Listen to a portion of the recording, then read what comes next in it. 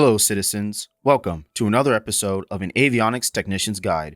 My professional experience between the MV-22 Osprey, both the 737 MAX and NG, and now the KC-46 Pegasus has made me enjoy analyzing ships within the verse.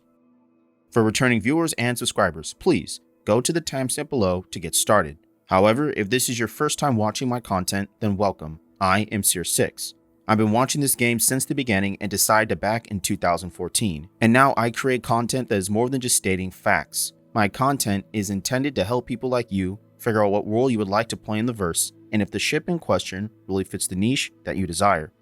I analyze everything and put things into perspective, all in all to make you think. Feedback is always appreciated, and make sure to like and subscribe and turn on notifications to stay current with my latest guides, discussion, and other analytical content. Also, tell me what ship you would like to see next, and check out other videos within this series or within this channel after this one. Now, without further chatter, let us analyze the ship in full detail, the Anvil Hawk. Today, we will start off with a pre-flight walk-around examining the weapons package and exterior of the ship, reviewing the flight deck, analyzing flight performance, components, tactics combined with loadouts, and wrapping up the video with my final thoughts on the ship. Let's begin. The Hawk is the bounty hunting ship manufactured by Anvil Aerospace. Them seeing Aegis Dynamics having the Avengers stalker being a prison transport, the warlock and saber being two dedicated EMP ships, Anvil decided to take a step back and thought to themselves, why not just roll these two ships into one? And then being rivals for the longest time, Anvil stepped up to the plate and developed a brand new bounty hunting platform. This ship has the speed of an interceptor and surprisingly has a very decent tank with the stock components. Between the shields and hull hit points, the ship has a grand total of roughly 15,000 HP, out-tanking popular light fighters like the Gladius, Arrow, and even the 325A. If this doesn't impress you, then don't let the size 2 weapons fool you. The stock weapons with the distortion damage combined equates to about 1600 sustained DPS, and can burst up to 1900 DPS. Okay, I don't want to give too much away, so stick around to see more. Now, let's get a closer look and discuss the ship as we start our pre-flight walk-around. I will see you on the ground.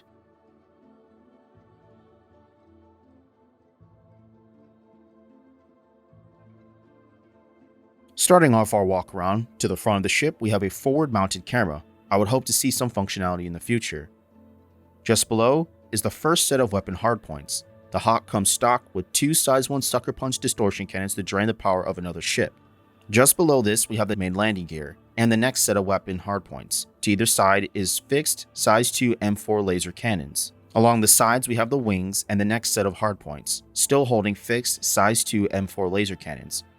However, these also can get shot off with ease along with the wings. In between the wings is the aft stabilizers for flight stability, and also the engines, along with the EMP which is encased next to the engines. And at the aft end of the ship is a countermeasure bucket on either side, and the prison cell that holds one person. Now, with our walk around complete, let's take a look at the inside of the ship. Once at the flight deck, to the left you have the unlock, lock, open, close exterior switch. Above this is 2 MFDs, and then the cycle power and go flight ready switch, a radar screen in the middle, a nice window at your feet, and below this is the ejection seat 2. To the right is the spool quantum drive and engine switches and 2 other MFDs. The Hawk has a great view in front, above, and below for the pilot. Now, with our flight deck analysis complete, let's take her for a spin. I'll see you back in the air.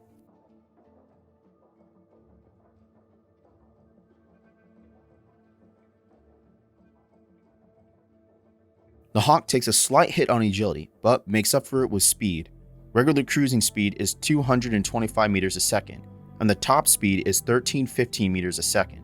The ship has a decent acceleration rate, but takes a hit with a lower roll rating for a light fighter. Now taking a look at the components that make up the ship, the Hawk has a Rush Grade C quantum drive. If you want a faster quantum travel time, then get the Foxfire at the rest stops HUR 3 or 4. The ship has 2 Grade C military class bracers. You can swap these out for a Grade B military class puller, or get the Endo coolers at Port Ollie or the Echo flows at Levski. The Hawk has an Aegis Regulus Grade C military class power plant. You can swap this out with a military or competition class Grade B power plant to increase your performance overall. And the ship has 2 Grade C military class all-stop shield generators. Swap these out for the Force Wall Grade B military class shield generators. These can be found at Levski, Arcorp, or Port Olazar.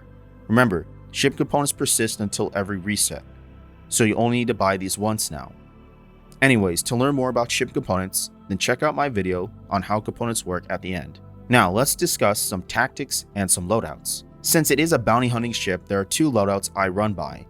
I have a solo loadout, which is 4 size 2 mass drivers and 2 size 1 sucker punches. It gives me high DPS and range. If I'm in a fleet and going against larger ships, then I'll run scatterguns. What this does overall is allow me to reach enemies because they know not to get close, and the Hawk does not have any missiles. However, you can also use this for NPC bounties as well. And for a dedicated fleet support role, I'll run all size 2 and size 1 sucker punches. The EMP combined with these weapons will drain the power of enemies while everyone else goes in for the kill. But as of 3.5.1, EMPs are somewhat broken due to an exploit, but I'm hoping this will be fixed soon. To learn more about customizing your ship, then please check out my tutorial on ship hardpoints at the end of this video. Just remember, all I'm doing is trying to give you a recommendation, so if you find or buy a loadout and find a strategy that fits you well, then use it, because at the end of the day, it is your choice. Now, as for my own thoughts on the ship, with the analysis we just went through, in terms of player bounty hunting, I would buy this ship because of the ability to hold 1 prisoner and still immobilize a target. No other ship currently has an EMP and a jail cell all in one. But the caveat is the fact that the Hawk has the smallest EMP compared to the Saber Raven and the Warlock, so those ships might be a better choice in terms of fleet support. I would like to think that Cutlass Blue would be a stepping stone or another option in the future compared to the Stalker or the Hawk, but we will just have to wait and see. Once again, when ship rentals and more ships are up for grabs, which seems to be in the near future, then you can work your way towards this ship if it is not currently in your fleet. But it is a solid ship overall, and definitely can be an option for a person wanting to try the bounty hunting profession, or wants a support role for combat. Of course though, it's your journey overall, so use the ship as you please. As always, I thank you for spending your time with me. If you enjoyed this video and got something out of it, then I would ask you to consider liking it and possibly sharing it with a friend, backer, or org mate so they can make a decision on their own role-playing style. Also, tell me your thoughts on the Hawk in the comments below, and feel free to subscribe if you enjoy my analytical content overall. But until next time, fellow citizens, I will see you on the flip side.